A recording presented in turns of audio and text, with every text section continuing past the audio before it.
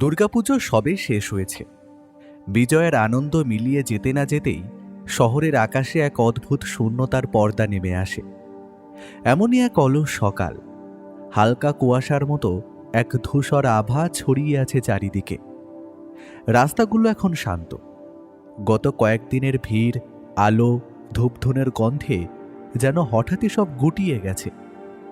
প্যান্ডেলের বাঁশ আর রংচটা কাপড় বাতাসে দুলে তুলে মনকে কেমন একটা বিষাদের বাঁশি শোনায়। কলকাতার এই রূপটা ঠিক যেন পুরনো দিনের থিয়েটারের, যেখানে হঠাৎ করে আলো নিভিয়ে দেওয়ায় সব রঙিন সাজসজ্জা ফিকে হয়ে গিয়েছে। এই বিষণ্ণতা একটা স্বাভাবিক ঘটনা, যা বড় উৎসবের পরেই আসে। তবে সত্যান্বেষীর মতো অনুসন্ধানী মনের কাছে এই স্থবিরতাও একটা অপ্রীতিকর বিষয়, যা মনকে অকারণে ভারী করে তোলে। একজন গোয়েন্দা হিসেবে ব্যোমকেশ সবসময়ই কোনো এক অস্বাভাবিকতার খোঁজ করে, কিন্তু এই সকালের শান্ত অত্যন্ত স্বাভাবিক, যা তার কাছে আরও বেশি অস্বস্তিকর। চা দোকানের সামনে কয়েকজন নিষ্প্রভ মুখে দাঁড়িয়ে আছে, কথা বলছে, আবার চুপ করে যাচ্ছে, যেন সবার ভিতরেই একটা অনুভূতি, এবার আবার পুরো 1 বছরের অপেক্ষা। দূরে ভেসে আসে ঢাকের শেষ শব্দের মতো একটা স্মৃতি। মাতৃ প্রতিমা বিসর্জনের মুহূর্ত যেন এখনো চোখে লেগে আছে। সেই ঢেউ খেলানো সন্ধ্যা, সেই গলা ভেজানো আসছে বছর আবার হবে, সবই এখন যেন মলিন এক সকালকে ঘিরে রাখে।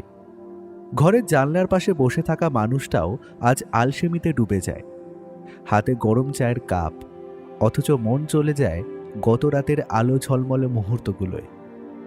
বাতাসে আজ কোনো উৎসবের চাঞ্চল্য নেই, শুধু হালকা ঠান্ডা, নরম ধুলো আর ভাঙা মণ্ডপের নিঃশব্দ দীর্ঘশ্বাস। এমন সকাল যেন বলে, উৎসব শেষ, কিন্তু স্মৃতিগুলো রয়ে গেল মনের ভাঁজে নরম একটা ব্যথার মতো। এমনই এক অলস সকালে আমি আর ব্যোমকেশ বসেছি দাবার বোর্ডের সামনে।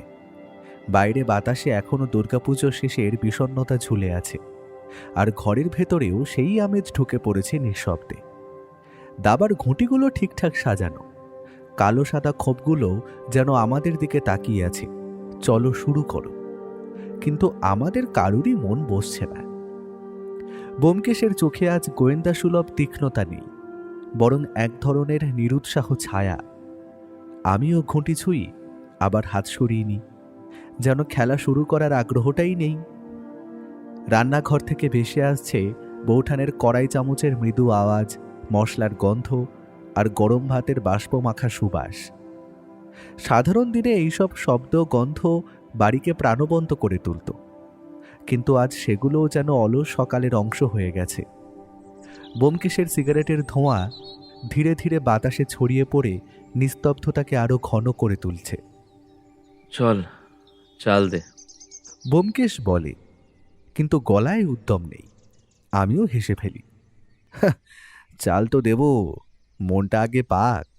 এভাবে আলস্যে বসে থাকাটা আমার ধাতে নেই। মনে হচ্ছে যেন একটা বড় ফাঁকা জায়গা তৈরি হয়েছে, যা পূরণ করার জন্য একটা কেসের প্রয়োজন। এই নিস্তব্ধতা ক্ষণস্থায়ী, যে কোনো মুহূর্তে একটা অপ্রত্যাশিত খবর এসে সব বদলে দিতে পারে। আমার অভিজ্ঞতায় দেখেছি, শহর যখন খুব শান্ত থাকে, তখনই তার নিচে চাপা পড়ে থাকা কোনো বড় ঘটনার সম্ভাবনা বাড়ে। মন বসানোর চেষ্টা করা বৃথা ভায়া। আমাদের মগজটা এখন অন্য কিছুর খোঁজ করছে। হয়তো এই মুহূর্তে এমন কোনো ঘটনা ঘটছে যা এই সকালের আলস্যকে এক নিমেষে ভেঙে দিতে পারে। একটা অপ্রত্যাশিত খুন, একটা চুরি বা একটা নিখোঁজ হওয়ার খবর। গোয়েন্দার জীবনে এমন কিছুই তো স্বাভাবিক উদ্দীপনা। মনে হচ্ছে যেন শহরের বাতাস ভারী হয়ে আছে, একটা অজানা রহস্যের জন্য অপেক্ষা করছে। দুজনেই জানি হাতে কোনো কাজ নেই বলেই এই আলস্য।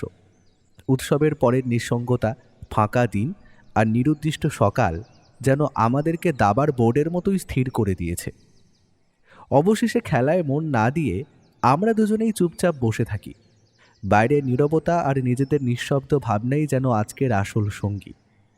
এই যে রামলক্ষণ, কোনো কাজ নেই বুঝি? এইভাবে দুজনে বাড়িতে বসে বসে হাই তুলছো? আর কি করব বলো তোমায়? সবে পুজো মিটেছে, হাতে কোনো কেস নেই। পুজোতেও কিছু ছোটখাটো গোলমাল হয়, কিন্তু বড় কোনো রহস্য এবার যেন মুখ লুকিয়েছিল। শহরে একটা চাপা অশান্তি চলছে যা আমার একদম ভালো লাগছে না। হ্যাঁ, এই শান্তিটা স্বাভাবিক নয়। তোমাদের এই অলসতা দেখে মনে হচ্ছে কি বলতো, বড় কোনো একটা শিকারী হঠাৎ শিকারের অভাবে বসে আছে। কি বলো ঠাকুরপো? এখনকার সব বড় বড় ক্রিমিনালরা মনে হয় পুজোর ছুটি উপভোগ করছে গো। আসলে ওরা ছুটি নিচ্ছে না, ওরা অপেক্ষা করছে। এই শান্ত সময়টাতেই বড় অপরাধের বীজ বোনা হয়, যখন সবাই আলসেমিতে থাকে। কিংবা হয়তো মা দুর্গা নিজেই ওদের বধ করেছেন সকলের অজান্তে। আহ ঠাকুরপো, রসিকতা করো না তো। আমার মনে হয় তোমাদের কাছে কাজ না থাকা মানেই শহরের কোথাও কোনো বড় বিপদ লুকিয়ে আছে, তাই তোমাদের এখনই কাজে নামা দরকার। আরে একটা কিছু নিয়ে মাথা তো খাটাও। উম, তোমার মুখ দেখে আর কথাবার্তা শুনে মনে হচ্ছে তুমি কিছু একটা বলতে চাও। খুলে বলো তো দেখি বৌঠান। ধুর, বাড়িতে বসে বসে কিছু ভালোই লাগছে না। পুজোর কটা দিন যে আনন্দ করেছি, তারপরেই বিষণ্ণতা আর যেন সইতে পারছি না। এদিকে রান্না বান্নাও সব শেষ, কাজ বলতেও তো কিচ্ছু নেই। বড্ড অধৈর্য লাগছে। আমার মনে হচ্ছে আমি যেন একটা খাঁচার মধ্যে বন্দি হয়ে আছি। তোমরা কিছু একটা করো না। আমার কাছে তো এখনকার মতো এই শান্ত সকালটাই সব থেকে বড় রহস্য। এই একই সমস্যা তো আমাদেরও। আলস্য আর অধৈর্যের কারণে আমাদেরও তো দাবার বোর্ডে আর মন লাগছে না। এই কি গো, শুনছো? তুমি কিছু একটা করো না গো, একটু মজার কিছু। আমার মনে হলো বৌঠানের এই আবদার শুনে ব্যোমকেশ এবার একটু নড়েচড়ে বসবে। সে তার স্ত্রীর মন মেজাজ ভালো করার জন্য একটা রহস্যের গল্প বলতে রাজি হবে। কিন্তু মুখ দেখে মনে হলো ব্যোমকেশ একটুও বিরক্তি বোধ করলো যেন। আমি আবার এখন কি করব? ভালো লাগছে না যখন বাড়িতে এত বই আছে, বই পড়ো। আর তুমি তোমার নতুন লেখার কাজে মন দাও তো দেখি। মনকে একটা জায়গায় স্থির রাখাটা খুব জরুরি, সত্য। এই আলস্য দূর করার জন্য নিজের মগজকে খাটানো উচিত। তবে আমি জানি তোমরা দুজন সহজে আমাকে ছাড়বে না। তোমরা চাও তোমাদের এই অলসতা দূর করার ব্যবস্থা করি। ওহ, তুমিও না, দেখছো কারো কিছু ভালো লাগছে না, তার উপর তুমি আবার খিটখিট করছো সামান্য একটা ব্যাপার নিয়ে। সত্যি আমি বুঝতে পারলাম ব্যোমকেশের এই বিরক্তিটা তার আলস্যের বিরুদ্ধে নিজেরই এক ধরনের প্রতিবাদ। তার মগজ একটা কঠিন সমস্যার জন্য ক্ষুধার্ত হয়ে আছে। বাদ দাও তো, ওরকমই ও ঠাকুরপো। জীবনে রসবোধ বলে কিচ্ছু নেই। ওকে একটা কাজ ধরিয়ে দিতে হবে, তাহলেই দেখবে ওর সব বিরক্তি চলে যাবে। নইলে উনি সারাদিন এই সিগারেটের ধোঁয়া আর অলসতা নিয়েই বসে থাকবেন। তোমার বন্ধু রহস্য ছাড়া তো বাঁচতেই পারে না ঠাকুরপো। আচ্ছা, ঠিক আছে, ঠিক আছে। তোমরা দুটিতে মিলে জোট বেঁধেছো, বুঝতেই পেরেছি। ঠিক আছে, হার মানলাম। আমি বুঝতে পারছি এই অলস সকাল তোমাদের দুজনকেই পাগল করে দিচ্ছে। কাজের কথা বলো, তবে সেটা যেন বাস্তবসম্মত কিছু হয়, কোনো কাল্পনিক গল্প নয়। এবার বলে ফেলো তো দেখি আমায় কি করতে হবে। আচ্ছা, এখন তো সবে সকাল 10:30 বাজে। স্নান খাওয়া করতে তো বিস্তর দেরি। তাই যে সময়টা আছে তাতে তুমি আমাদের তোমার পুরনো কোনো কেসের গল্প শোনাও না। এমন কোনো কিছুর গল্প যেটা আমি আর বৌঠান জানি না। বেশ আনন্দ করে মজা করে সময়টা কাটানো যাবে তাহলে। হ্যাঁ গো ঠাকুরপো, এটা তো তুমি মন্দ বলনি। শোনাও না একটা ভালো গল্প। একটা পুরনো কেস তোমার ওই আলস্য ভাঙতে সাহায্য করবে, আর আমাদেরও একটা উত্তেজনার স্বাদ দেবে। এমন একটা কেস বলো যার রহস্য এখনো আমাদের কাছে অমীমাংসিত, আর যা প্রমাণ সাপেক্ষ। কোনো ভৌতিক বা মন গড়া গল্প যেন না হয়। যে গল্পের মধ্যে একটা টান টান উত্তেজনা থাকবে, তাতে আমাদের সময়টা দ্রুতই কেটে যায় এবং আমার এই বিষণ্ণতা ভুলে যায়। এমন কিছু একটা বলো না গো, যা আমাদের নতুন করে ভাবাবে। এই যে শোনো, তোমরা দুজন আমার সলভ করা কেসকে গল্প বলবে না। ওগুলো একদম আগা পাঁচতলা সত্যি ঘটনা। আমার কাজ হলো সত্যের অনুসন্ধান করা, তাকে নাটকীয় মোড়ক দেওয়া নয়। মনে রাখবে, আমি যা বলবো তার প্রতিটা শব্দই বাস্তব সত্য, কোনো কল্পনা সেখানে নেই। এই সত্যের মধ্যে যে রোমাঞ্চ লুকিয়ে আছে সেটাই আসল আকর্ষণ। আচ্ছা আচ্ছা, বেশ বেশ, ঘাট হয়েছে। এবার দয়া করে আপনার সত্য ঘটনা শোনান সত্যান্বেষী। ব্যোমকেশ যেন এবার কিছু একটা ভাবতে শুরু করলো। মনে হয় আমাদের অনুরোধে কাজ হয়েছে। ব্যোমকেশ তার দৃষ্টিটা ঘরে ছাদের দিকে স্থির করে রাখল। তার স্মৃতিতে একে একে পুরনো কেসগুলো ভেসে উঠছে, প্রমাণ, জেরা, অপরাধীর মুখ। সে একটা এমন রহস্য খুঁজছিল যার মধ্যে কেবল অপরাধ নয়, মানুষের জটিল মনস্তত্ত্বও লুকিয়ে আছে, যেখানে যুক্তি আর প্রমাণই প্রধান। সে কিছু একটা পুরনো কেস নিয়ে ভাবছে, যেটার গল্প সে আমাদের শোনাবে। অবশেষে তার চোখ দুটো যেন একটা নির্দিষ্ট স্মৃতির ওপর স্থির হলো। মিনিট 3-4 চুপ করে থেকে সে বলল, একটা পুরনো কেসের কথা মাথায় আসছে।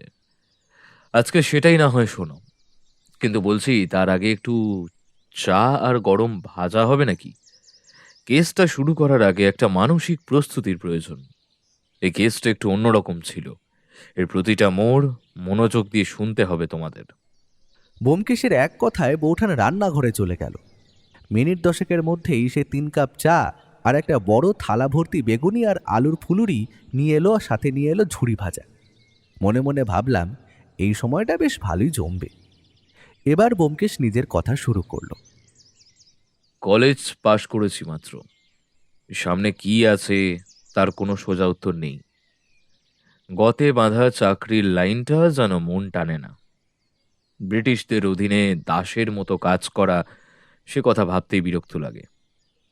ছোটবেলা থেকেই একটা স্বভাব ছিল, ঘটনার আড়ালে লুকোনো সত্যিটা খুঁজে বের করতে কেমন যেন অদ্ভুত আনন্দ পেতাম।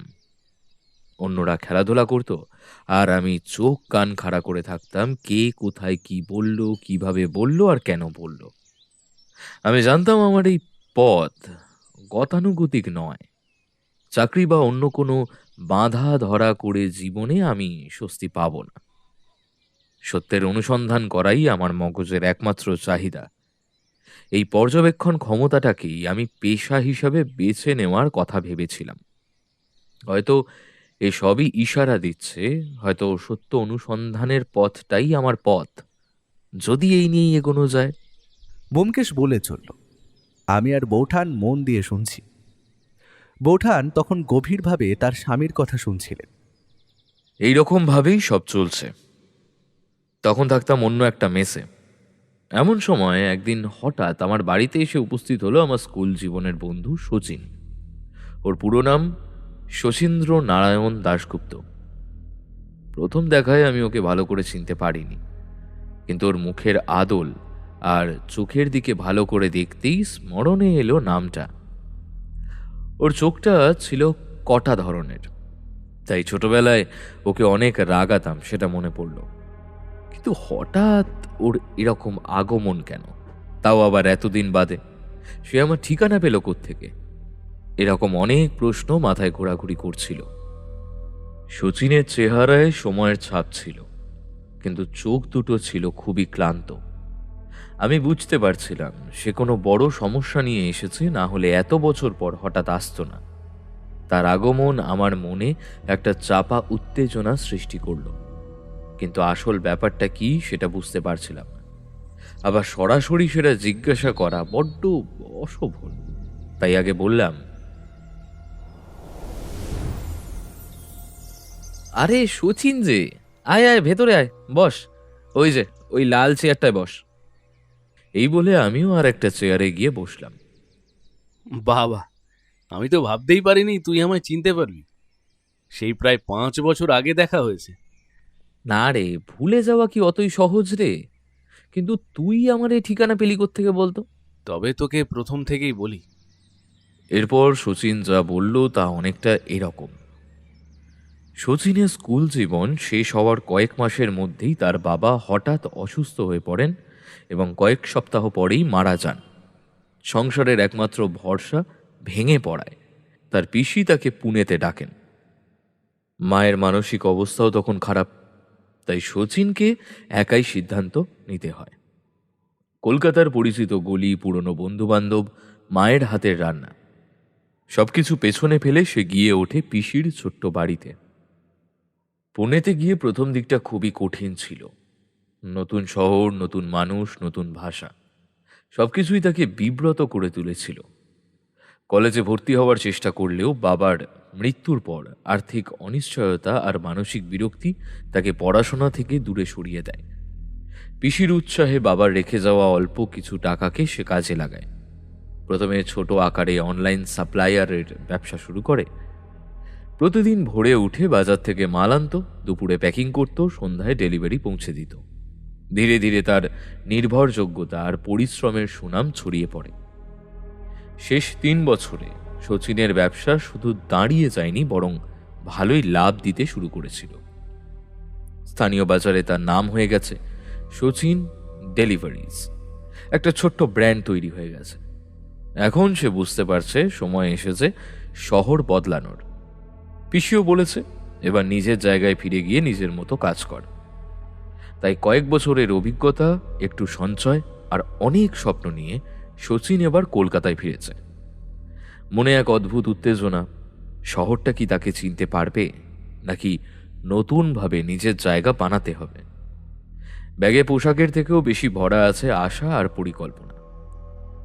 এইবার সে শুধুই ব্যবসা করতে যাচ্ছে না, নিজের একটা ভবিষ্যৎ গড়তে যাচ্ছে।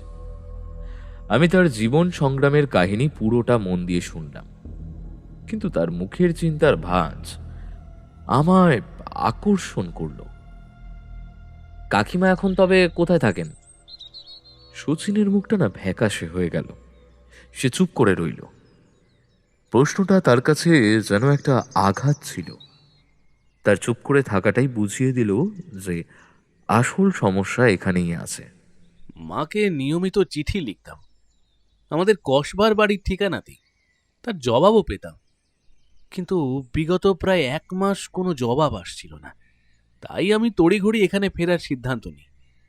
তারপর এখানে ফিরে কি দেখলি? মা বাড়িতে নেই, বাড়ি খালি, তাতে তালা ঝোলানো। তাহলে মানে তুই খোঁজ খবর করিসনি? হ্যাঁ রে, যথাসাধ্য চেষ্টা করেছি, কিন্তু কোনো খবর নেই। প্রতিবেশীরাও কেউ জানে না। ওরা বলল আমার মা প্রায় বের হতো না বাইরে, আর গত প্রায় 1 মাসে কেউই তাকে দেখেনি। ভারী অদ্ভুত তো। নিখোঁজ হওয়ার ব্যাপারটা স্বাভাবিক নয়। একজন ঘরকুনো মানুষ হঠাৎ 1 মাস ধরে গায়েব, এর পেছনে একটা রহস্য অবশ্যই আছে। প্রতিবেশীদের এতটুকু সন্দেহ না থাকায় আরো অস্বাভাবিক জিনিসটা। এই নীরবতা একটা বড় গোলমালের ইঙ্গিত রে। সত্যিই তাই। তুই আমার ঠিকানাটা কি করে পেলি? সে আরেক গল্প। কসবা থানায় একটা মিসিং ডায়েরি করে ফিরছিলাম, তখনই হঠাৎ রিতোর সাথে দেখা। মানে ঋতো রায়চৌধুরী? হ্যাঁ রে, ওই। হ্যাঁ, ও আমার সাথেই কলেজে পড়তো। তা ও কি বলল? আমি ওর কাছ থেকেই তোর ঠিকানা পেয়েছি। আসলে ওকে আমি প্রথম থেকে সবটা খুলে বলি। সেসব শুনে ও আমায় বলল, আমাদের ব্যোমকেশ, মানে ব্যোমকেশ বাবু, ও কলেজ শেষ হওয়ার পর এখনো কোনো কাজ ধরেনি। ওর ইচ্ছা গোয়েন্দাগিরি করবে, বা ওই সত্য অনুসন্ধান ধরনের কিছু তো একটা মানে মনোনিবেশ করবে। তোর মায়ের এই ব্যাপারটা নিয়ে তো ওর সাথে একবার যোগাযোগ করতে পারিস। এই বলে ও আমাকে তোর ঠিকানাটা দিল। 1 মাস সময়টা অনেক লম্বা। এর মধ্যে অনেক কিছুই ঘটে যেতে পারে। আমাদের কাজটা যে খুব সহজ হবে না সেটা বুঝতে পারলাম। আমি সিদ্ধান্তই নিলাম কেসটা হাতে নেব। বোঝা গেল তোর ব্যাপারটা। তার মানে আমাদের কাছে এখন সবচেয়ে জটিল বিষয় হলো কাকিমাকে খুঁজে পাওয়া যাচ্ছে না। প্রায় 1 মাস ধরে ওনার কোনো খবর নেই। তোর বা আর কারুর বিন্দুমাত্র ধারণা নেই যে উনি কোথায় যেতে পারেন, তাই তো? ঠিক তাই। আমার তো এখনো চিন্তা, মা আদৌ বেঁচে আছে তো? আহ, দাঁড়া দাঁড়া দাঁড়া, দুশ্চিন্তা করিস না এখন থেকেই। আগে আরো অনেক বিষয় ঘেঁটে দেখতে হবে। নিখোঁজ হওয়ার সম্ভাব্য কারণগুলো আগে আমাকে সাজিয়ে নিতে হবে, তারপর যা পদক্ষেপ নেওয়ার নেব। তাহলে এরপর তুই কি করবি বলে ভাবছিস ভাই? আজকে আমার একটা কাজ আছে, তুই আগামীকাল সকালবেলায় আমার বাড়িতে আয়। তারপরে দুজন মিলে বের হব কাজে। আসলে কোনো কাজ ছিল না, কিন্তু কেসটা নিয়ে আগে নিজে কিছু ভাবা দরকার ছিল। শচীনের আবেগকে সরিয়ে রেখে ঠান্ডা মাথায় পরিস্থিতি বিশ্লেষণ করা প্রয়োজন। এমন জটিল কেসে তাড়াহুড়ো করা চলে না। ঠিক আছে, তাহলে আজকে আমি উঠি। পুলিশ কোনো খবর পেল কিনা তা জানতে একবার থানায় যাব। ঠিক আছে। পরদিন শচীন এসে বলল পুলিশ এখনো কোনো খবর পায়নি। আমি জানতাম পুলিশ এত সহজে কোনো সূত্র খুঁজে পাবে না। আমার প্রথম মনোযোগ ছিল আর্থিক লেনদেন আর কাকিমার ঘরোয়া জীবনযাত্রার দিকে। আমি একটা নির্দিষ্ট পদ্ধতিতে এগোতে চাইছিলাম, যেন কোনো তথ্য বাদ না যায়। কারণ সামান্যতম ভুলও এই তদন্তকে ভুল পথে চালিত করতে পারে। ওর বাড়ি থেকে আমার বাড়িতে আসতে লাগে প্রায় 40 মিনিট। ও আমার বাড়ি এসে পৌঁছানোর পর ওকে একটু চা খেতে দিলাম। চা পান শেষ করে আমরা দুজন দুটো সিগারেট ধরালাম। তারপর আমি ওকে কয়েকটা প্রশ্ন করলাম। হ্যাঁ রে শচীন, তুই যে এখানে আসবি তা তোর মাকে বলেছিলি? হ্যাঁ, বলেছিলাম, কিন্তু আমার এত তাড়াতাড়ি আসবার কোনো উদ্দেশ্য ছিল না। সব ঠিকঠাক থাকলে হয়তো আগামী মাসে শেষের দিক করে আমি কলকাতায় ফিরতাম। পুনে যাওয়ার পর থেকে তুই কতবার তোর মায়ের সাথে দেখা করতে এসেছিলি? ধরে নে সম্পূর্ণ সময়কাল মিলিয়ে মোট 5 বার। মানে তুই বছরে গড়ে একবার করেও আসতিস না? প্রথম কয়েক বছর নিয়মিত এসেছিলাম, কিন্তু তারপর ব্যবসাটা আস্তে আস্তে এতটাই বাড়তে লাগলো যে ব্যবসা অন্য কারোর হাতে ছেড়ে এখানে আসতে পারতাম না। এটা একটা স্বাভাবিক পরিবারের দূরত্ব, কিন্তু এই দূরত্বই হয়তো কোনো তৃতীয় পক্ষের সুযোগ তৈরি করেছে। বেশ, সেসব বুঝলাম। কাকিমাকে তুই টাকা পাঠাচ্ছিস কি করে? প্রথম প্রথম পিসির বাড়ি থেকে যা টাকা আমায় দিত তার মধ্যে কিছুটা অংশ মানি অর্ডার করে মাকে পাঠাতাম। আর বাবা চলে যাওয়ার পর সেই সময় মা কয়েকটা বাড়িতে ঠিকে ঝিয়ের কাজ ধরেছিল। মানি অর্ডার একটা গুরুত্বপূর্ণ সূত্র হতে পারে। টাকা তোলা না হলে নিখোঁজ হওয়ার সময় সম্পর্কে একটা ধারণা পাওয়া যেতে পারে। তারিখটা খুবই জরুরি। আচ্ছা, তুই সর্বশেষ মানি অর্ডার কবে করেছিস এবং কত টাকার করেছিস বলতো? শেষ মানি অর্ডার পূজার প্রায় 10-12 দিন আগে। আর পুজো উপলক্ষে মাকে এবারে আমি একটু বেশি করে টাকা পাঠিয়েছিলাম। ধর, সাধারণত আমি মাকে মানি অর্ডার করে মাসে 500 টাকা পাঠাতাম, সেটা এবারে পাঠিয়েছিলাম 800 টাকা। সাথে মাকে এবারে পুজোয় নতুন একটা শাড়ি কিনে দেওয়ার কথাও লিখেছিলাম। তার মানে চিঠির কোনো জবাব তুই পাসনি? সাধারণত মানি অর্ডারের মাধ্যমে টাকা পেয়ে গেলে মা আমাকে প্রত্যুত্তরে তার একটা চিঠি লিখত। গত মাসেও তা হয়েছে। এবার চিঠি না আসাটা অস্বাভাবিক। তুই যখন এলি তখন বাড়িতে কেউ ছিল না? তোর মনে কোন প্রশ্ন জাগছে তা আমি জানি। বাড়িতে যখন কেউ নেই তাহলে আমি বাড়িতে ঢুকলাম কি করে, তাই তো? শচীন একেবারে আমার মনের কথাই যেন ধরে ফেলেছিল। ঠিক তাই। আমাদের বাড়ির সবকটা তালার চাবি মা পরিবর্তন করে নতুন চাবি কিনেছিল, আর সেই চাবিগুলোর একটা করে কপি মা নিজের কাছে রেখেছিল, আর একটা কপি ছিল মায়ের ড্রয়ারে তুলে রাখা। তৃতীয় কপি মা আমার ঠিকানায় পার্সেল মারফত পাঠিয়েছিল। বেশ, বুঝলাম। তুই কি খোঁজ নিয়ে দেখেছিস যে তোর শেষবার করা মানি অর্ডারের অর্থ সংগ্রহ করা হয়েছে কিনা? তো এটা তো দেখিনি। তুই তোর মাকে শেষ যে চিঠিটা পাঠিয়েছিলি সেই চিঠিটা কি বাড়ির মধ্যে দেখতে পেয়েছিস? না তো, মাকে খুঁজে পাওয়া যাচ্ছে না বলে এই ব্যাপারগুলো নিয়ে অতটা মাথা ঘামানো হয়নি। এই দুটো জিনিসকে আগে খুঁজে বার করতে হবে, তারপর হবে আমাদের পরবর্তী পদক্ষেপ। চল, এখন আমরা আগে তোর বাড়িতে যাব। এই বলে আমরা বের হলাম। আমাদের তদন্ত এখন একটা নির্দিষ্ট পথে এগোবে। মানি অর্ডার কিংবা চিঠি, এই দুটো বস্তুই আমাদের রহস্যের প্রাথমিক সূত্র।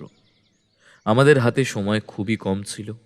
এই দুটোই একমাত্র প্রমাণ যা নিখোঁজ হওয়ার সময় ও কারণকে যুক্তির জাল বাঁধতে পারে। ভায়া, শচীনের মায়ের নামটা কি ছিল? হে, একদম ভুলে গেছিলাম বলতে। চন্দ্রলেখা। ওর মায়ের নাম চন্দ্রলেখা দেবী। আচ্ছা, তারপর বলো, ওর বাড়ি গিয়ে কি পেলে? শচীনের বাড়িতে পৌঁছে আমরা দুজনে মিলে ড্রয়ার এবং কাগজপত্র রাখার জায়গাগুলোকে ভালো করে খুঁজে দেখতে লাগলাম যে ওখানে চিঠিগুলো পাওয়া যায় কিনা।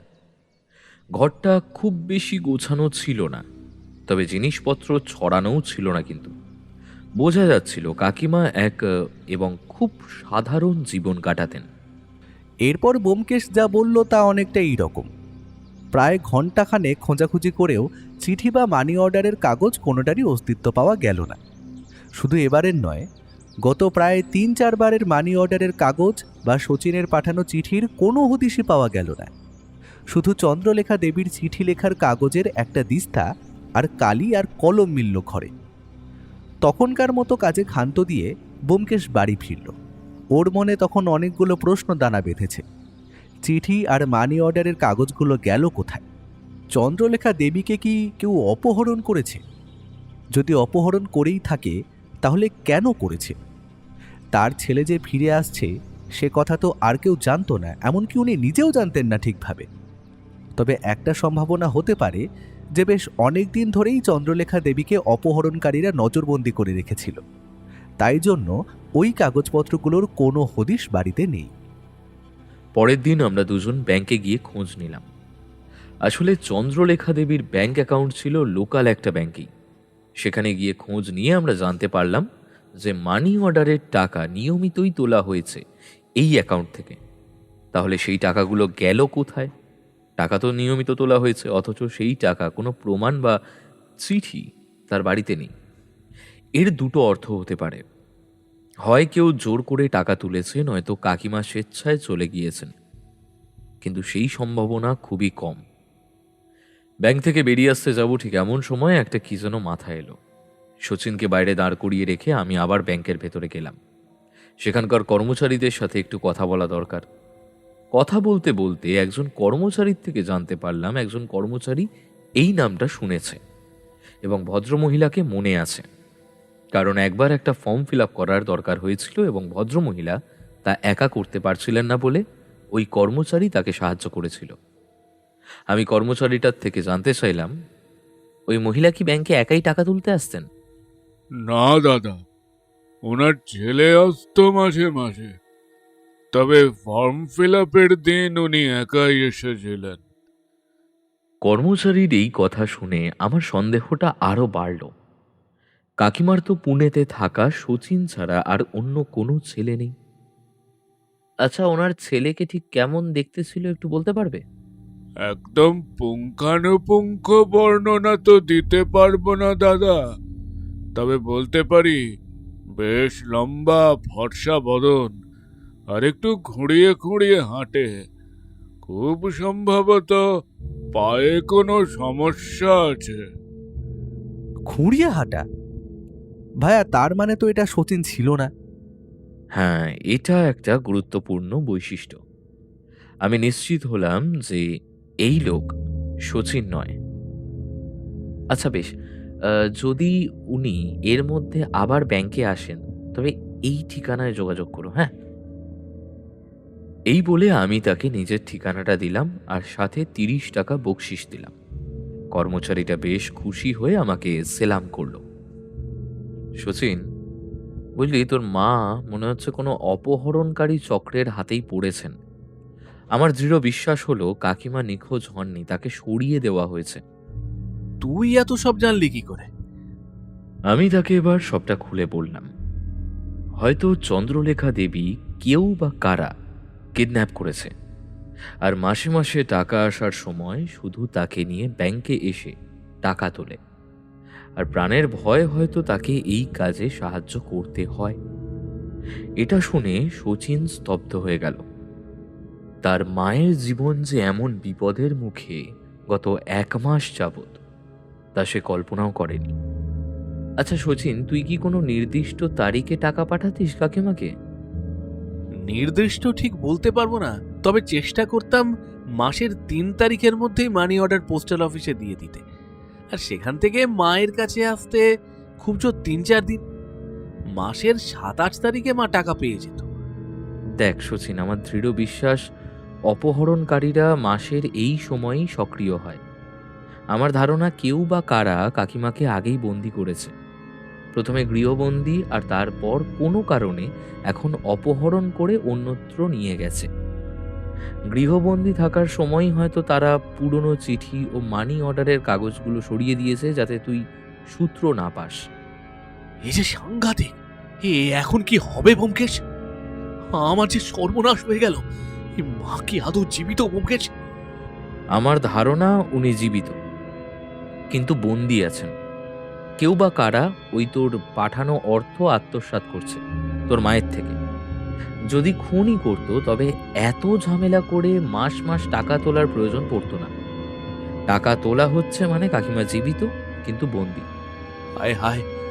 কিন্তু তাহলে হঠাৎ অপহরণ কেন করলো? এটা ভাবনার বিষয়। আমার কিছুটা সময় লাগবে ভাবতে। চল এখন বাড়ি ফের তুই, আমিও ফিরি। পারলে বিকেলে আমার বাড়ি আয় একবার, তখন কথা বলবো।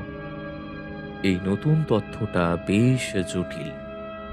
অপহরণকারীরা এত মাস গৃহবন্দী রাখার পর কেন তাকে সরিয়ে দিল? এর পেছনে একটা বড় পরিবর্তন থাকতে হবে।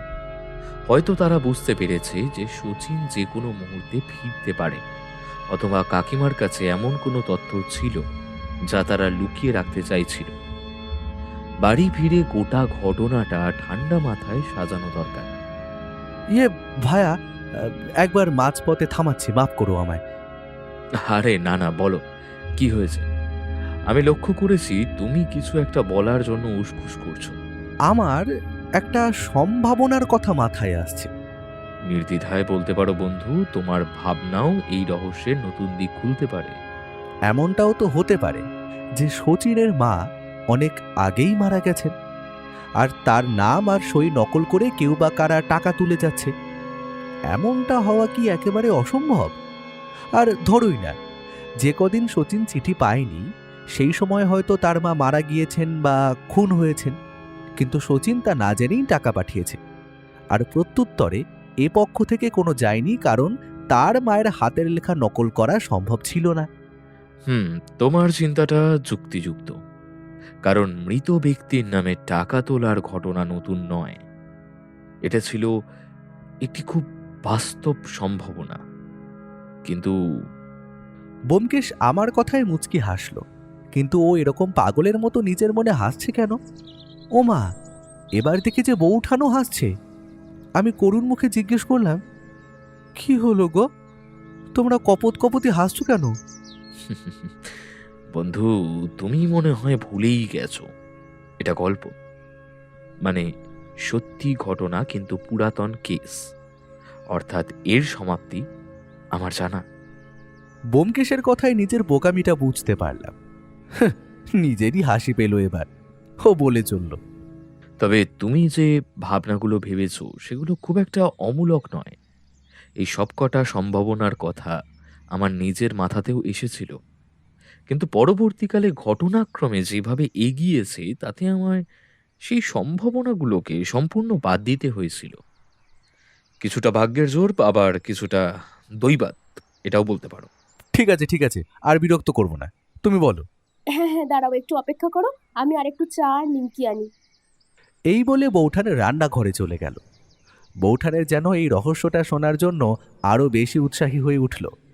সেই ফাঁকে ব্যোমকেশ বলল, ভাইয়া, ব্যাপারটা এখন যতটা সহজে এগোচ্ছে ততটা সহজ প্রকৃত সত্যিটা কিন্তু নয়। আর হ্যাঁ, চন্দ্রলেখা দেবী আজও জীবিত, সুতরাং ওনাকে নিয়ে তুমি আর এখানে বসে দুশ্চিন্তা করো না। ব্যোমকেশ আমাকে একটা স্পষ্ট তথ্য দিয়ে দিল, যা আমার দুশ্চিন্তা দূর করল, কিন্তু রহস্যকে আরও ঘনীভূত করল। কাকিমা জীবিত, মানে অপরাধী চক্রটা তাকে কাজে লাগাচ্ছে। ব্যোমকেশের কথা শুনে উত্তেজনাটা কিছুটা দমে গেল। ইতিমধ্যে বৌঠান চলে এসেছে আরও আহারা দিরিয়ে। চায়ে চুমুক দিয়ে ব্যোমকেশ আবার কাহিনী শুরু করল। বাড়ি ফিরে এসে ভাবতে লাগলাম যে কিভাবে এই অপহরণকারীদের দলের কোনো হদিশ পাওয়া যেতে পারে। আসলে ব্যাংকের কর্মচারীটি ওই মহিলার সাথে আসা যে লোকটির বর্ণনা দিয়েছিলেন, সেই বর্ণনা দিয়ে কোনো নির্দিষ্ট কাউকে খুঁজে বার করা সম্ভব নয়। লম্বা, ফর্সা, খুঁড়িয়ে হাঁটা, এগুলো এতই সাধারণ বর্ণনা যে কলকাতা শহরে এমন হাজার হাজার লোক খুঁজে পাওয়া যেতে পারে।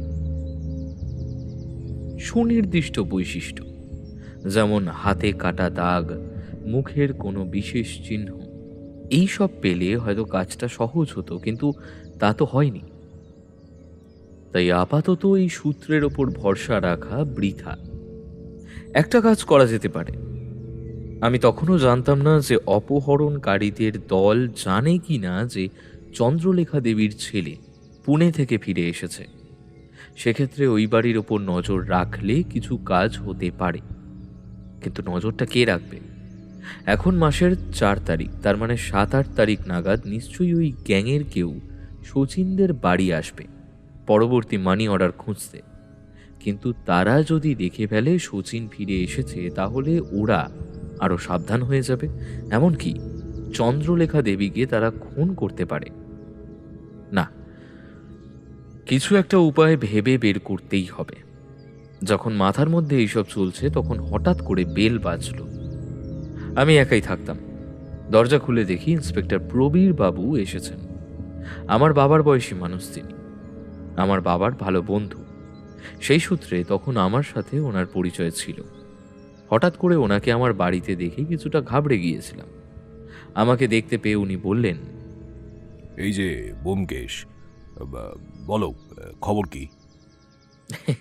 এই তো কাকু চলছে। কলেজ শেষ করে এখন বাড়িতেই রয়েছি। কি করব না করব সেই নিয়ে খুব পক্ত কিছু ভাবিনি। কিন্তু আপনি এই বিকেলবেলা আমার বাড়িতে হঠাৎ করে, মানে কোনো জরুরি দরকার? হ্যাঁ গো ব্যোমকেশ, কয়েকটা খোঁজ খবর নেওয়ার ছিল, তাই এলাম তোমার বাড়িতে। প্রবীর কাকুর মুখের চিন্তার রেখা দেখে বুঝলাম ব্যাপারটা সামান্য নয়। নিশ্চয়ই কোনো বড় গোলমাল হয়েছে। কি খবর দরকার বলুন কাকু? তোমাদের পাড়ার অলোকেশ পালকে চেনো? অলোকেশ কাকা? হ্যাঁ, চিনব না কেন? পাড়ার অন্যতম বয়োজ্যেষ্ঠ মানুষ উনি, সজ্জন ব্যক্তি। হুম, আচ্ছা বলো তো, শেষ কবে ওনাকে দেখেছো? শেষবার আম, তা হবে সপ্তাহ 2 আগে। একদিন বাড়ির দোতলার বারান্দায় বসে চেয়ারে ছিলেন। কিন্তু কি হয়েছেটা কি ওনার? ওনাকে কেউ কাল রাতে খুন করেছে। খুনের কথাটা শুনে আমি চমকে উঠলাম। আমার সন্দেহ তবে মিথ্যে নয়। আমি বললাম, হোয়াট? খুন করেছে? কখন, মানে কোথায়? ওনার লাশ পাওয়া গেছে শ্যামবাজারের কাছে একটা গলির মধ্যে। কি বুকে ছুরি মেরে স্টাফ করেই খুন করা হয়েছে। এই রে, ওনার ছেলেকে খবর দিয়েছেন? সে তো থাকে মাদ্রাসে। সে দরকার হয়নি। আসলে ওর ছেলে ওকে মাসে মাসে টাকা পাঠাতো আর টেলিগ্রামে যোগাযোগ রাখতো। কিন্তু গত মাসে টাকা পাঠাবার পরে কোনো টেলিগ্রাম সে বাবার পক্ষ থেকে পায়নি। বাবার জন্য চিন্তা বাড়তে থাকায় সে পরশু ফিরেছে আর এসে দেখে বাড়িতে তালা আর তার বাবা উধাও। সে ভয় পেয়ে পুলিশকে জানায়। আমার অধীনেই বিষয়টা আসে। ঠিক সেই মুহূর্তে আরেকটা ঘটনা। কালকে সকালেই সে একটা সন্দেহজনক লোককে ওদের বাড়ির সামনে ঘুরতে দেখে। লোকটাকে দেখে ওর সন্দেহ হয়, তাই সঙ্গে সঙ্গে আমার কাছে এসে আমাকে খবর দেয়। আমরা বিভিন্ন জায়গায় লোক লাগিয়ে দেবার চেষ্টা করেছিলাম যে কোথাও ওর বাবাকে পাওয়া যায় কিনা, কিন্তু লাভ হলো না।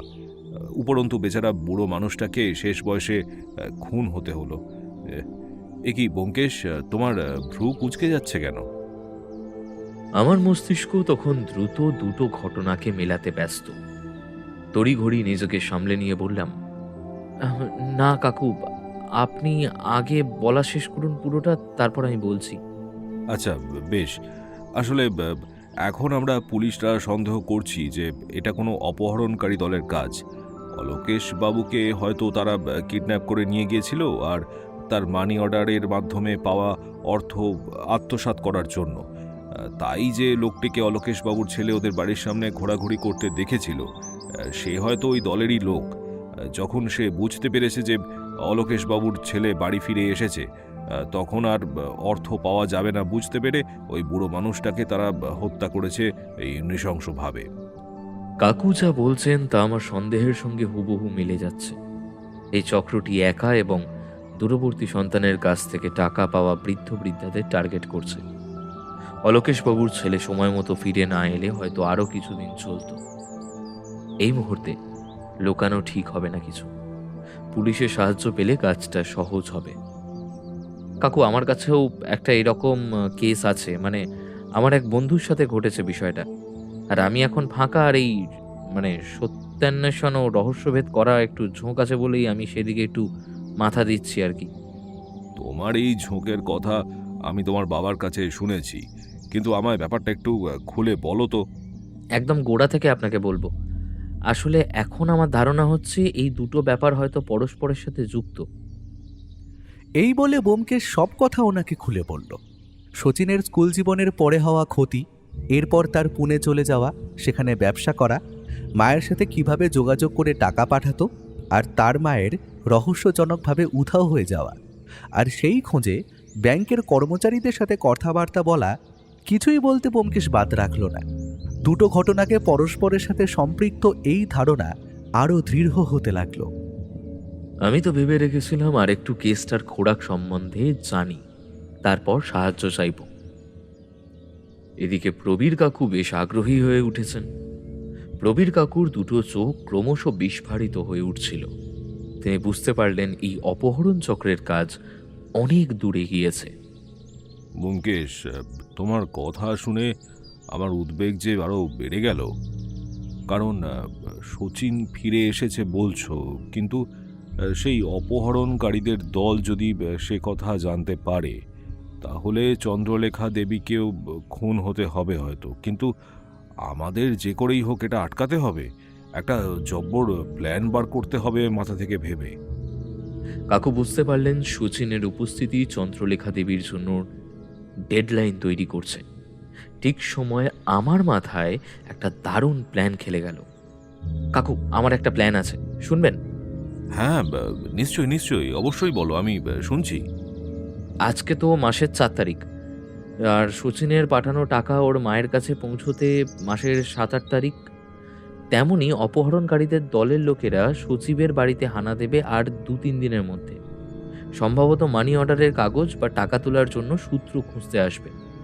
হ্যাঁ, ঠিক ঠিক। আমি ভাবছি শচীনকে এখনই ওর বাড়িতে গিয়ে আমার সাথে আর আমার বাড়িতে নিয়ে চলে যাব। ওর বাড়িতে যেভাবে আগে তালা দেওয়া ছিল সেইভাবেই আবার তালা রাখা থাকবে। কারণ অপহরণকারীরা যদি একবার টের পেয়ে যায় যে শচীন ফিরে এসেছে, তাহলে কিন্তু চন্দ্রলেখা দেবীর বিপদ আরও বাড়বে। শচীনকে সরিয়ে দেওয়াই কাকিমার সুরক্ষা নিশ্চিত করার একমাত্র উপায়। ঠিক বলেছ ব্যোমকেশ, এটাই করা উচিত। তোমার বুদ্ধি যে বেশ পাকা, তা নিয়ে আমার কোনো সন্দেহ নেই। আর একটু খোঁজখবর চালাতে পারেন আপনারা কাকু। কি নিয়ে বলো তো? অপহরণকারীদের দলটার কাজকর্ম দেখে আমার মনে হচ্ছে ওরা শুধু এই দুজনকে না, এরকম আরও অনেকজনকে কিডন্যাপ করে নিজেদের ডেরায় নিয়ে গিয়ে রেখেছে। তাদের বিপদও কম নয়। অপরাধীরা সাধারণত একটা নির্দিষ্ট পদ্ধতিতে কাজ করে। এই ধরনের অর্থ আত্মসাৎ করার জন্য তারা একই ধরনের টার্গেট বেছে নিয়েছে। অত্যন্ত গোপনে আপনার কিছু ইনফরমারকে পারলে কাজে লাগিয়ে দিন না। ওরাই কলকাতা শহরের বিভিন্ন জায়গায় ঘুরে ঘুরে আপনাকে ঠিক খবর সংগ্রহ করে দেবে। কে কোথায় গিয়ে নিরুদ্দেশ হয়েছে বা কোনো সন্দেহজনক কার্যকলাপ ওদের চোখে পড়েছে কিনা। আমার মনে হয় এটা করলে পুলিশের এগোতে আরো সুবিধা হবে। এই চক্রের ডেরা খুঁজে বার করা এটাই সবচেয়ে কম সময়ের উপায়। অলোকেশ পালের মতো আরো শিকার হয়তো এখনো বন্দী আছে। ঠিক আছে, তাই হবে। আমার 5-6টা খোঁচর রয়েছে। আজকে ওদেরকে থানায় ডেকে পাঠাবো আর কাজে লাগিয়ে দেবো কাল সকাল থেকে। আশা করি পরশু সকালের মধ্যে কিছু না কিছু খবর দেবে। হ্যাঁ কাকু, আশা করা যায় যে নিরাশ হতে হবে না আমাদের। তবে আমি এখন উঠি ভাইপো, দরকারে আবার আসবো। ঠিক আছে কাকু, আমিও দেখি বেরোবো এবার।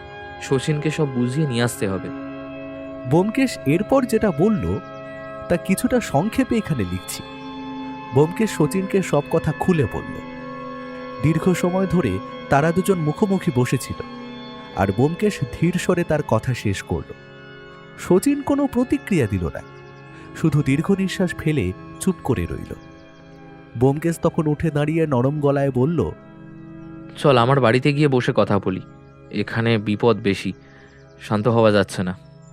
এই মুহূর্তে তোর জন্য সবচেয়ে জরুরি ছিল একটি নিরাপদ আশ্রয়। তোর বাড়িতে থাকা মানেই চন্দ্রলেখা দেবীর জীবনকে ঝুঁকির মুখে ফেলা। ব্যোমকেশের কথায় শচীন মাথা নেড়ে সম্মতি দিল। দুজন ধীরে ধীরে হাঁটতে শুরু করল। বাইরে তখন সন্ধ্যার আলো ধীরে ধীরে কমে আসছে। রাস্তায় হালকা বাতাস বইছে। দূরে মন্দিরের ঘণ্টার ধ্বনি শোনা যাচ্ছে। মাঝে মাঝে হালকা ঠান্ডা হাওয়া গায়ে লাগার সাথে সাথে পথের গাছগুলো ঝিরঝির করে কেঁপে উঠছিল। শচীন নীরব, ব্যোমকেশও কথা বলছিল না। তারা দুজনই কেবল হাঁটছিল নিজেদের ছন্দে। ব্যোমকেশের বর্ণনায় সেই নীরবতা ছিল খুবই ভারী, যা আসন্ন বিপদের পূর্বাভাস দিচ্ছিল। শচীন তখনও যেন বিশ্বাস করতে পারছিল না যে তার মা কেবল টাকার জন্যেই এমন একটি চক্রের মধ্যে বন্দী। ঘণ্টাখানেক পরে তারা ব্যোমকেশের বাড়ির সামনে এসে দাঁড়ালো। সাদা রঙের ছোট্ট বাড়ি, জানলা দিয়ে একটা আলো বেরিয়ে আসছে। দরজা খুলে ব্যোমকেশ ভেতরে আসতে ইশারা করল। ঘরে ঢুকতেই এক শান্ত আরামদায়ক পরিবেশ শচীনের চোখে পড়ল। টেবিলে রাখা ছিল দুটি কাপ আর একটি কেটলি, যেন আগে থেকেই প্রস্তুত ছিল। ব্যোমকেশ বলল, বস, এবার ধীরে ধীরে কথা বলি। কথা বলার চেয়ে এখন তোর মাথা শান্ত হওয়া বেশি জরুরি। শচীন চুপচাপ বসে পড়ল, আর চারিদিকে নীরবতার আবহ ছড়িয়ে পড়ল। ব্যোমকেশের মাথায় একসাথে তখন হাজারো প্রশ্ন ঘুরছে। ঘটনাগুলোর প্রতিটি পরত যেন একে অপরের সঙ্গে জড়িয়ে থাকা অদ্ভুত ফাঁদ, আর সেই ফাঁদ খুলতে হলে এক একটি প্রশ্নের সঠিক উত্তর খুঁজে বের করতেই হবে। অপহরণের পর খুন, এটা নিছক সাধারণ অপরাধ নয়। এটার ভিতরে লুকিয়ে আছে এক ভয়ঙ্কর খেলা, যার নিয়ম এখনও কেউ ভাঙতে পারেনি। ব্যোমকেশ টেবিলে ছড়িয়ে থাকা কাগজগুলোর ওপর চোখ রেখে ভাবল কিভাবে শুরু করবে। প্রথম প্রশ্ন তার মস্তিষ্কে ঘুরল, শুধু কি অর্থলোভেই অপহরণ? যদি সত্যিই অর্থই উদ্দেশ্য হতো, তবে অপহৃত ব্যক্তিদের বাঁচিয়ে রাখাটাই তো সুবিধাজনক ছিল। কিন্তু এখানে তো মানুষ অপহরণের কিছুদিনের মধ্যেই খুন হচ্ছে। মুখে অর্থের গল্প শোনা গেলেও ঘটনা দেখাচ্ছে পুরো উল্টো চিত্র। তাহলে কি অর্থ শুধু একটা অজুহাত? হয়তো এর আড়ালে আরো ভয়ঙ্কর কোনো কারণ লুকিয়ে আছে, যা এখনো কেউ অনুমানও করতে পারেনি। 2 নম্বর, অপহরণের পর খুন কেন করা হচ্ছে? এই প্রশ্নটা ওকে সবচেয়ে বেশি ভাবাচ্ছে। একজন মানুষকে অপহরণ করা মানেই ঝুঁকি নেওয়া, তারপর আবার খুন। এটা তো ঝুঁকিকে আরো বাড়িয়ে দেয়। তাহলে কেন? অপহৃতরা কি এমন কিছু দেখেছে বা শুনেছে যা কেউ চায় না যে প্রকাশ পাক? নাকি তাদের মৃত্যু দিয়ে কেউ একটা বার্তা দিতে চাইছে? প্রশ্নের সঙ্গে প্রশ্ন জুড়ে যেতে লাগলো। 3 নম্বর, অপহরণ করে কি পাওয়া হচ্ছে আসলে? ব্যোমকেশ টেবিলের ওপর হাত রেখে ধীর স্বরে ভাবল, হয়তো উদ্দেশ্য অন্যরকম।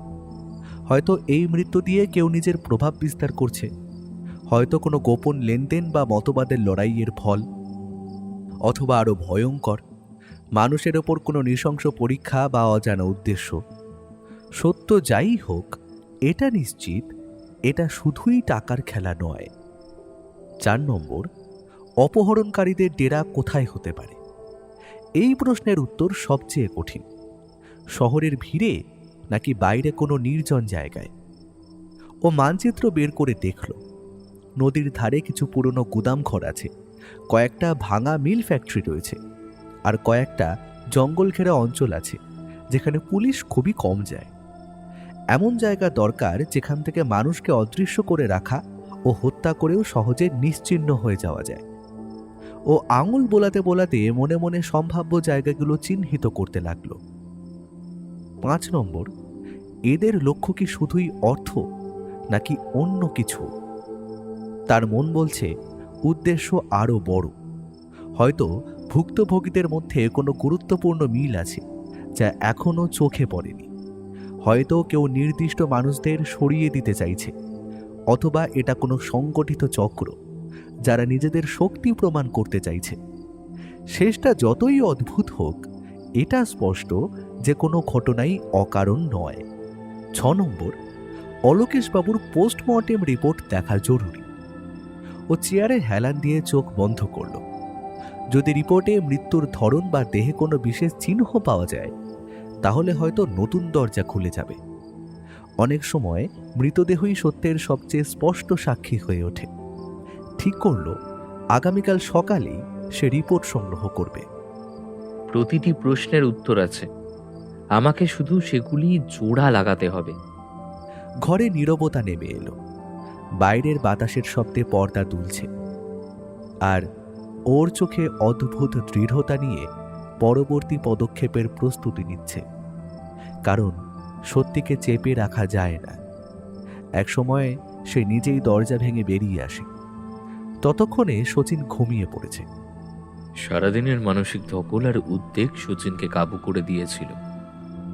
আমি তাকে একটি পুরনো কম্বল দিয়ে নিজে সারা রাত জেগে ভাবলাম, এই কেসটার মধ্যে কেবল অপরাধ নয়, মানুষের নির্মমতা ও একাকিত্বের সুযোগ নেওয়ার এক ভয়ঙ্কর চিত্র লুকিয়ে আছে। পরের দিন সকালবেলা উঠে শচীনকে আমার বাড়িতে রেখে আমি গেলাম প্রবীর বাবুর সাথে ওনার থানায় দেখা করতে। সেখানে গিয়ে জানতে পারলাম উনি ভোরবেলায় ওনার খোঁচরদের সব বুঝিয়ে কাজে লাগিয়ে দিয়েছেন। পুলিশের দ্রুত পদক্ষেপ দেখে কিছুটা স্বস্তি পেলাম। আমি প্রবীর বাবুকে বললাম আরও বিভিন্ন জায়গায় খোঁজখবর চালাতে, যে এরকম ঘটনা ঘটেছে কিনা, আর জিজ্ঞেস করলাম যে অলোকেশ বাবুর পোস্টমর্টম রিপোর্ট কখন আসবে। অলোকেশ বাবুর পোস্টমর্টেম রিপোর্ট পেতে পেতে আজকে বিকেল হয়ে যাবে ব্যোমকেশ। তুমি সম্ভব হলে বিকেলে একবার থানায় এসো, তখন সেটা নিয়ে কথা বলা যাবে। ঠিক আছে কাকু, আমি তাহলে এখন উঠি। আমার তখন সময় নষ্ট করার উপায় ছিল না, তাই আমি বেরিয়ে পড়লাম। বাড়ি ফিরতে ফিরতে ভাবলাম একবার শচীনদের বাড়ির সামনে দিয়ে হয়ে আসা যাক। সেই মতো অনেক ট্রামে চেপে শচীনদের বাড়ির দিকে গেলাম। কাল থেকে বড় রাস্তায় নামার পর হেঁটে হেঁটে গলির মধ্যে দিয়ে শচীনদের বাড়ি পড়ে। আমি সেখানে পৌঁছতেই দেখি দুজন লোক ওদের বাড়িটার সামনে ঘোরাফেরা করছে। ওদের দেখে আমার বেশ কিছুটা সন্দেহ লাগে। ওদের হাঁটার ভঙ্গি, বারবার বাড়ির দিকে তাকানো, সবকিছুই সন্দেহজনক ছিল। ঠিক করলাম এদেরকে গোপনে অনুসরণ করতে হবে। ওরা যতক্ষণ ওখানে ঘোরাঘুরি করেছিল, তখন আমি একটু দূরে দাঁড়িয়ে একটা সিগারেট ধরিয়ে ধোঁয়া ছাড়ছিলাম। কিছুক্ষণ ওদিক ওদিক করে একবার পোস্ট বক্স ঘেঁটে ওরা কিছুই পেল না, তারপর হাঁটতে শুরু করলো। আমি নিশ্চিত হলাম ওরা মানি অর্ডারের খোঁজেই এসেছিল। আমি ওদের পিছু নিলাম। প্রায় 10-12 মিনিট ওদের পিছু নেওয়ার পর একটা কোনো সংকীর্ণ গলিতে অদৃশ্য হয়ে গেল ওরা। আফসোস হচ্ছিল যে আমি ওদের ডেরাটা খুঁজে পেলাম না। সংকীর্ণ গলি দিয়ে হয়তো ওরা দ্রুত কোনো যানবাহনে উঠে পড়েছে। আমার কাছে কোনো দ্রুতগতির ব্যবস্থা ছিল না, কিন্তু তখনও আমার মনে বিশ্বাস যে এই লোকগুলো শচীনদের বাড়িতে আবারও আসবে। সেটা আজকে বিকেলেও হতে পারে বা পরের দিনও হতে পারে। আজকে আরেকটু পর থেকেই যদিও এখানে পাহারা বসে যাবে। পাহারা মানে সাদা পোশাকের পুলিশ থাকবে বাড়ির চারিদিকে। সেই সুযোগেই ওদের আসল ডেরাটা খুঁজে বের করতে হবে। আমার বাড়ি ফিরতে প্রায় দুপুর 12টা হয়ে গেল। বাড়ি ফেরার সময় একটা ভাতের হোটেল থেকে দুপুরের খাবার কিনে নিয়ে গিয়েছিলাম। সেই খাবারই খেলাম আমি আর শচীন মিলে। শচীনকে আজকের ঘটনাগুলো সব খুলে বললাম। তার কোনো তথ্য গোপন করার প্রয়োজন মনে করলাম না। শচীন এখন এই মামলার একটি অংশ। ও এখন নিরাশ। তার মা চন্দ্রলেখা দেবীর চিন্তায় সে একদম হতদম হয়ে উঠেছে, আর সেটা মানুষ হিসাবে একদম স্বাভাবিক প্রতিক্রিয়া। আসলে আমাদের কাজে একটু এদিক ওদিক হলে হয়তো ওর মায়ের প্রাণটাই চলে যেতে পারে। যাই হোক, এখন আমাদের হাতে আর কিচ্ছু নেই। আমাদের যা করার সবই করছি আমরা পরপর ধাপে। সন্ধ্যাবেলা ব্যোমকেশ আবারও একাই গিয়েছিল প্রবীরবাবুর থানায়, অলোকেশবাবুর পোস্টমর্টেম রিপোর্টটা এসেছে কিনা সেটা দেখার জন্য। থানায় পৌঁছে বেশ অবাক হতে হয়েছিল আমাকে। থানার ভেতর প্রবেশ করতেই দেখলাম প্রবীর কাকু বসে আছেন নিজের চেয়ারে, কিন্তু তার ভ্রু কুঁচকে কাঞ্চনজঙ্ঘা হয়ে গেছে। বুঝলাম ব্যাপার বেশ গুরুতর। তিনি একটা কাগজ হাতে নিয়ে পড়ছেন। আমাকে দেখতে পেয়ে উনি বললেন, এই যে ব্যোমকেশ, ভালো করেছো তুমি এসেছো, না হলে হয়তো আমিই তোমার বাড়িতেই যেতাম। কেন কাকু, কোনো গুরুতর ব্যাপার নাকি? ভয়ানক সাংঘাতিক ব্যাপার ব্যোমকেশ। অলোকেশবাবুর পোস্টমর্টেমে যে তথ্য পাওয়া গেছে তা সত্যিই গায়ে কাঁটা দিয়ে দেয়। ওনার মৃত্যু সত্যি ভয়াবহ ও যন্ত্রণাদায়ক। আরেকটু ভেঙে বলুন না কাকু ব্যাপারটা। প্রবীর কাকুর কণ্ঠস্বরে উদ্বেগ নয়, এক ধরনের ভয় মিশেছিল। কাকু রিপোর্টটা টেবিলের ওপর ছুঁড়ে ফেলে দিলেন। বাতাস না থাকা সত্ত্বেও কাগজটা নড়ছিল, যেন তার ভেতরের ভয়ঙ্কর সত্যটা চেপে রাখা যাচ্ছে না। অলোকেশ বাবুর দেহ পোস্টমর্টেম করে পাওয়া গেছে যে ওনার শরীরের বেশ কিছু গুরুত্বপূর্ণ অঙ্গ নেই, অর্থাৎ সেগুলোকেও শরীর থেকে কেটে বার করে নিয়েছে। এর থেকেও ভয়াবহ হলো ওনার শরীরে পাওয়া গেছে আর্সেনিক, অর্থাৎ ওনাকে এমনিই আস্তে আস্তে শেষ করে দেওয়া হচ্ছিল স্লো পয়জনিং করে, আর সবশেষে ছুরি দিয়ে কুপিয়ে তাকে খুন করা হয়েছে। কাকুর কথা শুনে আমার মাথা ঘুরে গেল। অলোকেশ পালের মৃত্যু কেবল অপহরণের ফল নয়, এটি একটি সুসংগঠিত এবং বীভৎস অপরাধ চক্রের কাজ। এই অঙ্গ পাচারের বিষয়টি আমার সকল পূর্বের ধারণাকে পাল্টে দিল। বাপরে, অপহরণকারীদের দলটা যেমন ধূর্ত তেমনই নৃশংস।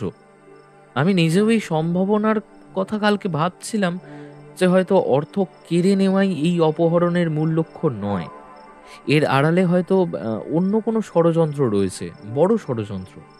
আর আজকে সেটা পরিষ্কার হয়ে গেল যে এই ষড়যন্ত্র আর কিছু নয়, বরং অঙ্গ পাচার। কাকু, টাকার চেয়ে অঙ্গের মূল্য অনেক বেশি। একাকী বয়স্ক মানুষ যাদের কেউ সহজে খুঁজে পাবে না, এর থেকে সহজ শিকার আর কি হতে পারে? এই চিন্তাটা আমাকে শিউরে তুলল। এরপর আমি বাকি সবটাও প্রবীর বাবুকে খুলে বললাম। মানে, সকালে শচীনদের বাড়ির ওইখানে যাওয়া, সেখানেই লোক জুড়ে দেখতে পাওয়া, আর তাদের পিছু নেওয়া। উনি বললেন যে এখন ওদের বাড়ির ওখানে সাদা পোশাকে পুলিশের পাহারা মোতায়েন করা হয়ে গিয়েছে।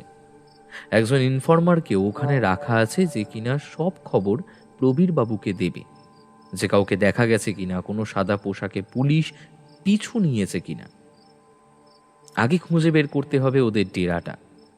তখনই আমার মাথায় একটা বুদ্ধি খেলে গেল। আমি সেটা বলতে যাব এমন সময় দেখি একজন লোক থানার ভেতর ঢুকছে। এ আর কেউ নয় বরং প্রবীর বাবুর ইনফর্মার। স্যার, আমি আরো দুটো খবর পেয়েছি। একটা কেস হচ্ছে ওই চৌরঙ্গীর দিকে। ওখানে বুড়ো বুড়ি একসাথে থাকতো। ছেলে বিদেশে থাকে, বিদেশে থেকেই মানি অর্ডারে টাকা পাঠায়। ওখানকার পাড়ার লোকেরা নাকি বলছে যে প্রায় দিন 7 হতে চলল ওরা ওই বুড়ো বুড়িকে দেখেনি, কিন্তু পুলিশের ঝামেলায় জড়াবে না বলে ওরা এখনো পুলিশকে সব বিষয়ে কিছু বলেনি। আরেকটা খবর হচ্ছে হাজরার হজরত নামে এক বুড়ো একা থাকতো একটা দোতলা বাড়িতে। এই খবরটা কিন্তু প্রায় মাস 3 আগেকার বাবু। হঠাৎ একদিন লোকটা নিরুদ্দেশ হয়ে যায়।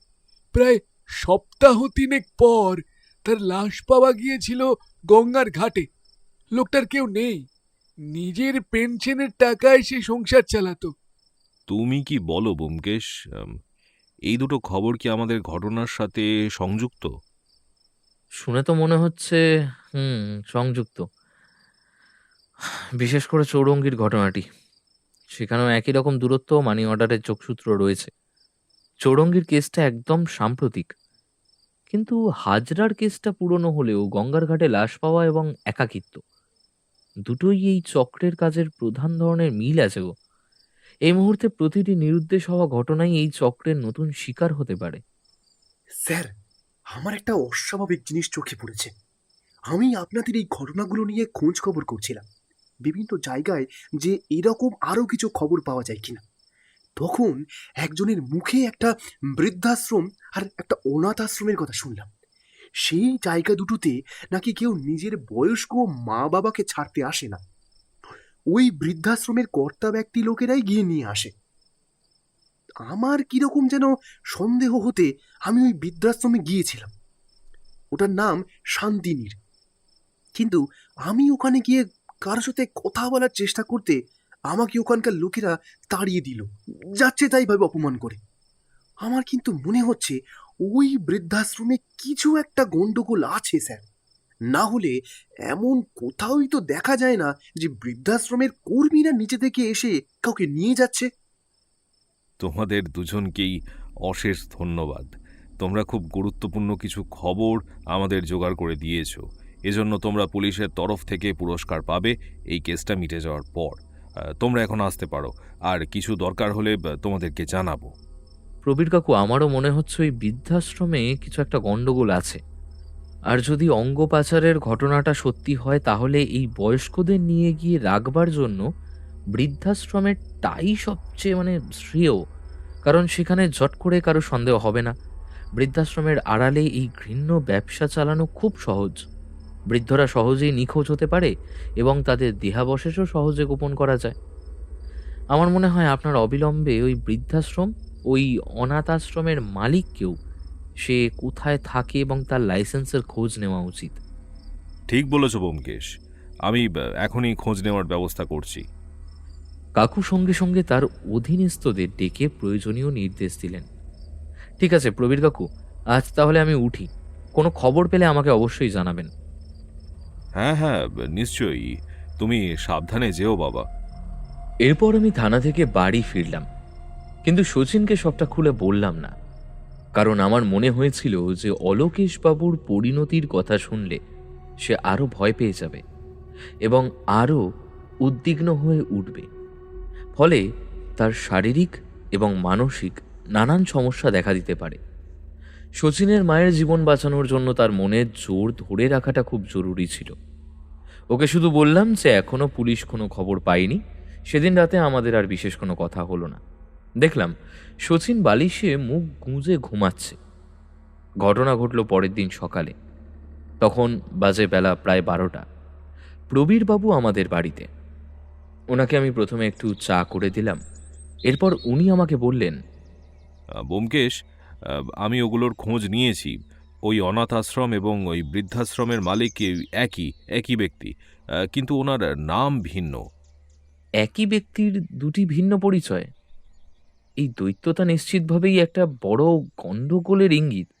কাকু আরেকটু বিস্তারিতভাবে বলুন তো, তাহলে বুঝতে সুবিধা হবে।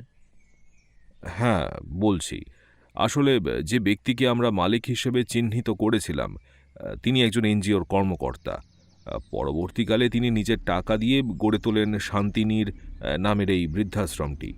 ওনার এই বৃদ্ধাশ্রম চালানোর লাইসেন্স রয়েছে, কিন্তু সেই লাইসেন্স কতটা সত্য আর কতটা জালি তা এখন আমরা জানি না। অবাক হলাম ওই অনাথ আশ্রমের মালিকের খোঁজ করতে গিয়ে। দেখা গেল যে অনাথ আশ্রমের মালিকের নাম রামহরি ভট্ট। এবার যখন আমরা রামহরি ভট্টর খোঁজ করছিলাম, তখন জানতে পারলাম যে যাকে আমরা বৃদ্ধাশ্রমের মালিক হিসেবে চিনি, সেই লোকটাই আসলে রামহরি ভট্ট, কিন্তু বৃদ্ধাশ্রমের লাইসেন্স তার নামে নেই, বরং রয়েছে অন্য একটা নামে। সেটা হলো গৌরচন্দ্র দাস। কিছু একটা গন্ডগোল রয়েছে প্রবীর কাকু। না হলে কেন একই ব্যক্তি দুটো আলাদা নামে লাইসেন্স নিয়ে একটা বৃদ্ধাশ্রম আর একটা অনাথ আশ্রম চালাবে? রামহরি ভট্ট এবং গৌরচন্দ্র দাস, এই দুটো নামই তার ছদ্মবেশ। এই ধরনের ছদ্মবেশ অপরাধীদের পুরনো কৌশল। আমার মনে হয় আপনার গোপনে ওখানে লোক পাঠিয়ে খোঁজ খবর করানো উচিত। হয়তো সেখানে পাওয়া যেতে পারে এমন কিছু তথ্য যা আমাদের কেসের জন্য অন্তত দরকারি। ঠিক, সে কাজের ব্যবস্থাই আমি করব থানায় গিয়ে। আজ তবে আমি উঠি ভাইপো। প্রবীর কাকু এবার যেন চূড়ান্ত অভিযানের জন্য প্রস্তুতি নিচ্ছিলেন। প্রবীর কাকু চলে যাওয়ার পর আমি আবার ভাবতে বসলাম যে কিভাবে কাজ করলে আর একটাও প্রাণহানি এড়ানো যাবে। কারণ আমরা এখন মোটামুটি নিশ্চিত যে টার্গেট কোথায়, কিন্তু তাদেরকে খুব সন্তর্পণে ধরতে হবে, কারণ ওদের হাতে অনেকগুলো প্রাণ। আর ওরা এতটাই নৃশংস যে অকারণে আরও কয়েকটা প্রাণ কেড়ে নিতে ওদের বাঁধবে না। সরাসরি যে পুলিশ পাঠিয়ে জেরা করা হবে সেটাও সম্ভব নয়, কারণ সরাসরি পুলিশ দেখলে ওরা বন্দীদের আবার মারতে উদ্যত হতে পারে। আমার মনে হচ্ছিল অভিযানের চেয়ে কৌশলী পদক্ষেপই জরুরি। সরাসরি পুলিশ দেখলে সমস্ত বন্দীকে খুন করে ফেলার ঝুঁকি আছে। সন্ধেবেলা প্রবীরবাবু বললেন যে বৃদ্ধাশ্রমের অন্যতম দুটোই খোঁজ পাওয়া গেছে, কিন্তু কিভাবে সেগুলোতে রেড করা হবে তা তিনি বুঝতে পারছেন না। বেশ জব্বর ফন্দি এঁটেছে অপরাধীরা।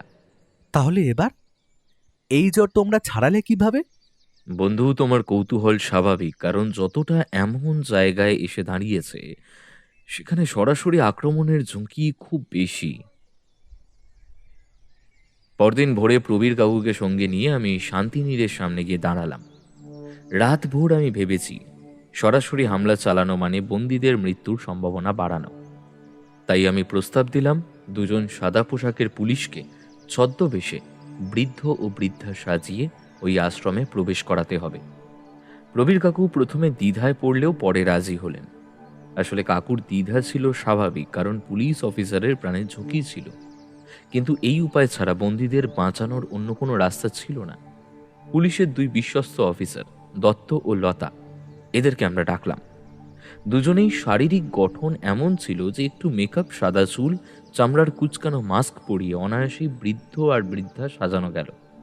আমি ওদের বারবার সতর্ক করে বললাম, ওদের উদ্দেশ্য কিন্তু টাকা পয়সা নয়, অঙ্গ পাচার।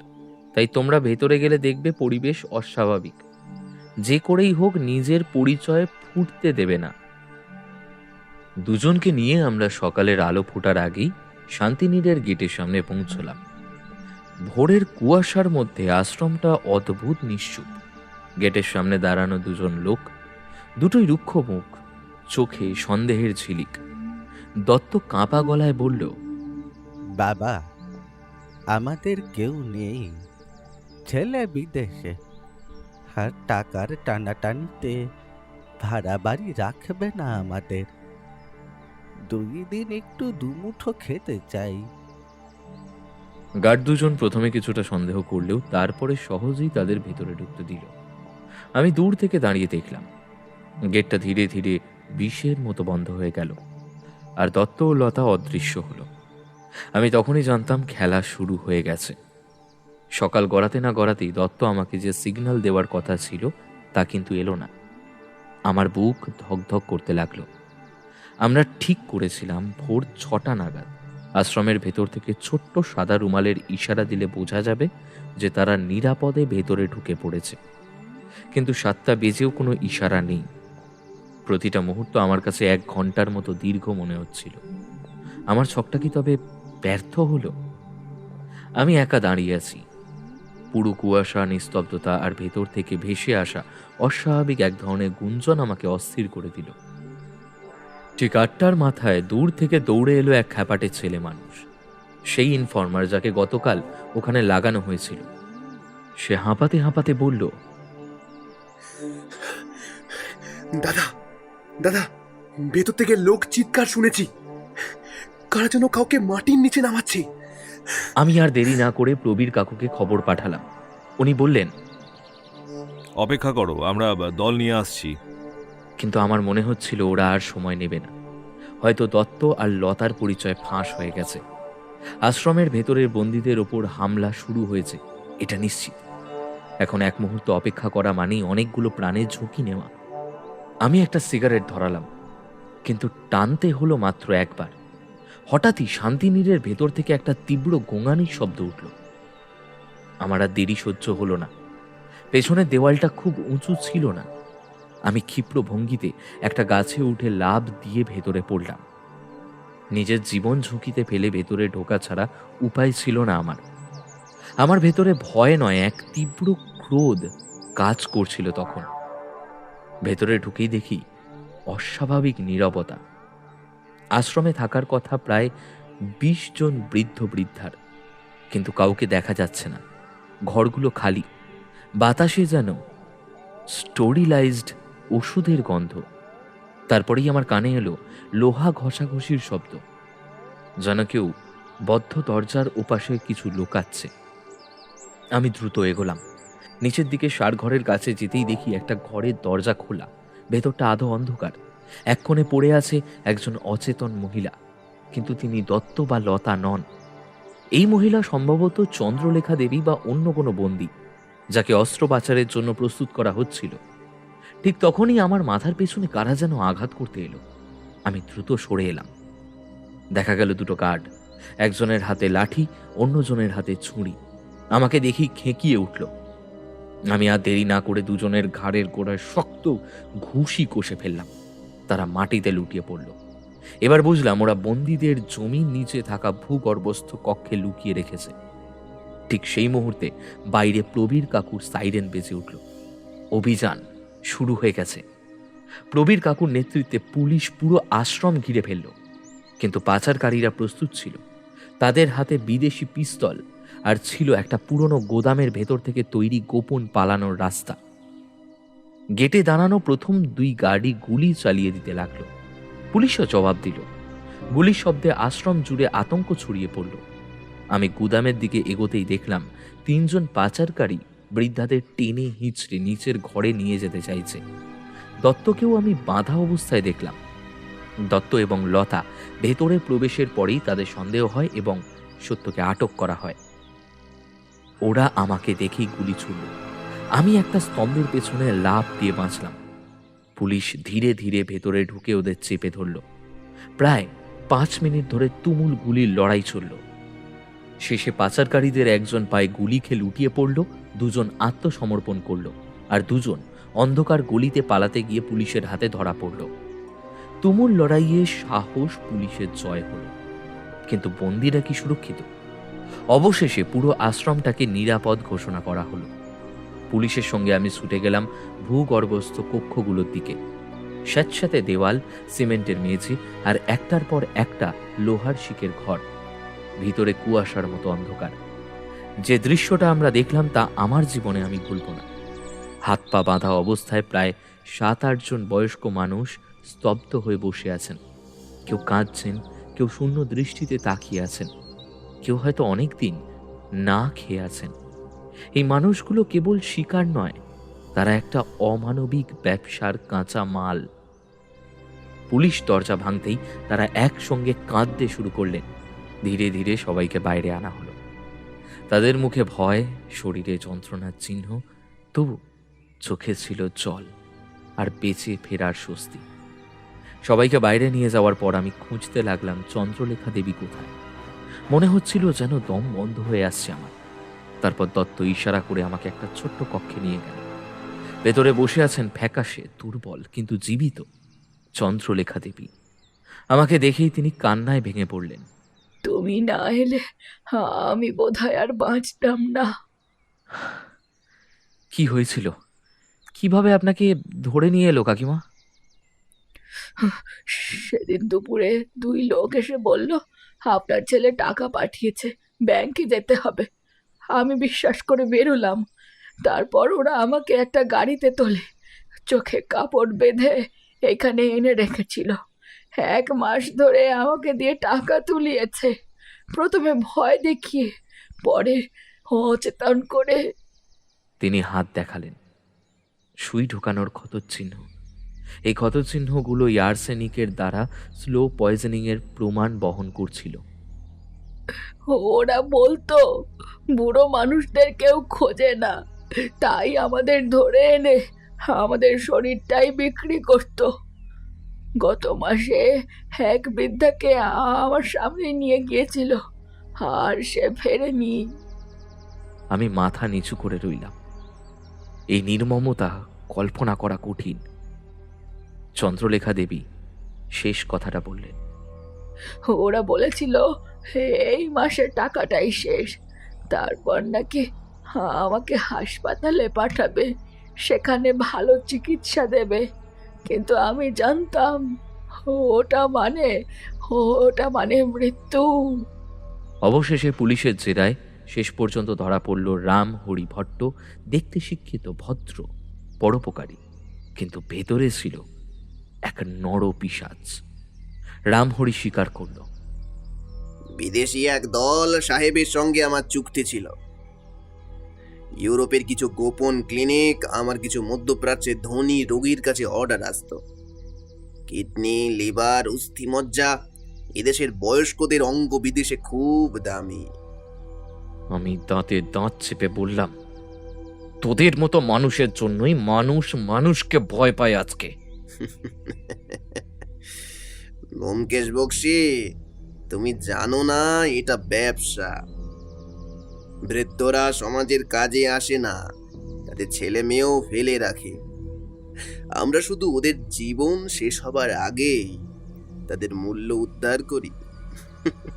আমি আর শুনতে পারলাম না।